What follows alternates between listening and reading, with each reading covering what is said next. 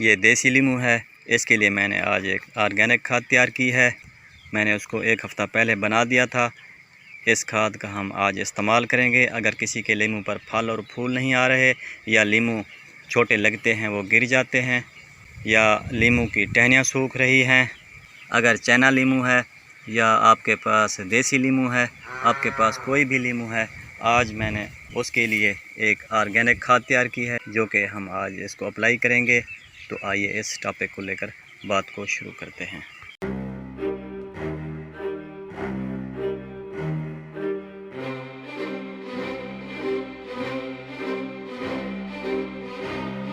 अस्सलाम वालेकुम।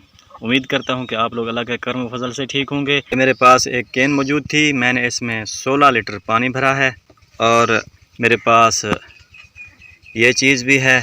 तो हम आज जो है एक ऑर्गेनिक खाद तैयार कर रहे हैं जो कि हमारे पौधों के लिए बेहतरीन और फुली ऑर्गेनिक है। 16 लीटर पानी भरने के बाद मैं जो है इसको मिक्स करने जा रहा हूं, जो कि 1 साल 1.5 साल पुराना गुड़ है। आपने भी किसी शॉप से लेना है तो जानवरों वाला गुड़ लेना है। घोड़े वगैरह खाते हैं या भैंसें गाय खाती हैं, तो ऐसा गुड़ आपने ले लेना है। वो पुराना होता है, उसमें बैक्टीरिया की मिकदार ज़्यादा होती है। मैंने इसमें 1.5 kg यानी कि 1.5 किलो गला सड़ा गोबर डाला है, जिसको हम 1500 ग्राम भी कह सकते हैं। उसको डालने के बाद अब ये मेरे पास गुड़ मौजूद है। ये मैं इसमें गुड़ डाल देता हूँ। गुड़ डालने का मकसद ये है कि गुड़ में बैक्टीरिया मौजूद होते हैं और गले सड़े गोबर में भी बैक्टीरिया मौजूद होते हैं। इससे जो है हमारे बैक्टीरिया की मिकदार जो है, तादाद जो है वो ज़्यादा होगी, बढ़ेगी मिकदार। तो जब हम ये खाद यूज़ करेंगे, हमारे गमले की जो मिट्टी होगी उसमें ज़्यादा मिकदार में बैक्टीरिया पैदा हो जाएंगे। उसमें जितना भी ऑर्गेनिक मैटर होगा या जितना फास्फोरस होगी उस मिट्टी में, या पौधा ग्रोथ नहीं कर रहा होगा, तो ये जाकर अपना काम करना शुरू कर देंगे। यही बैक्टीरिया होते हैं जो कि हमारी ज़मीनों में मौजूद होते हैं, हमारी मिट्टी में मौजूद होते हैं, गोबर में मौजूद होते हैं, हर जगह मौजूद होते हैं। तो उनकी मिकदार बढ़ाने के लिए हम आज एक खाद तैयार कर रहे हैं। तो 1.5 किलो गला सड़ा गोबर था, 16 लीटर पानी था।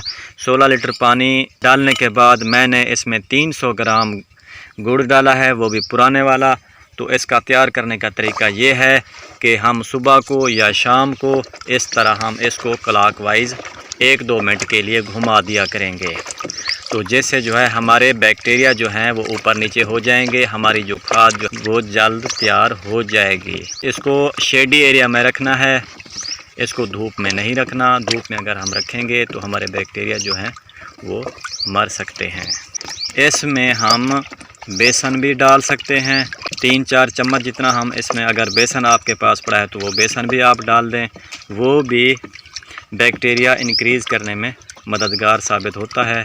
तो इस खाद को बनाने के लिए हमें 7 दिन दरकार हैं।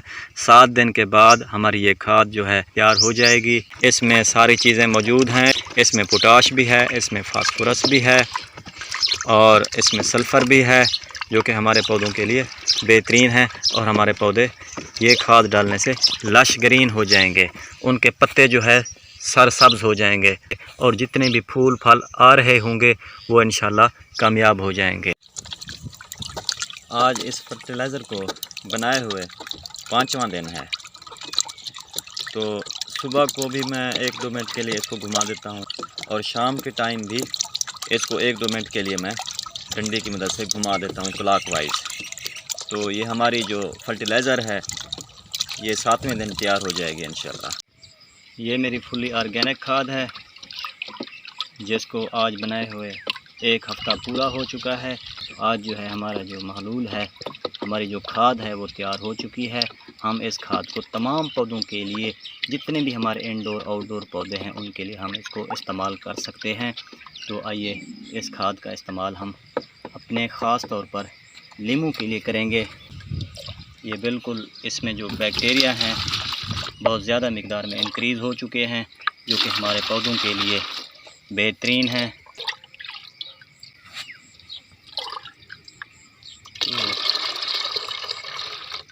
तो ये खाद मैंने इस डब्बे में शिफ्ट कर दी है। बनाने का तरीका मैंने पहले बता दिया है। तो आइए इस खाद को लेकर चलते हैं अपने लीमू की तरफ। हमारे यहाँ 2 किस्म के लीमू पाए जाते हैं, एक चाइना का लीमू और दूसरा जो है हमारा देसी लीमू।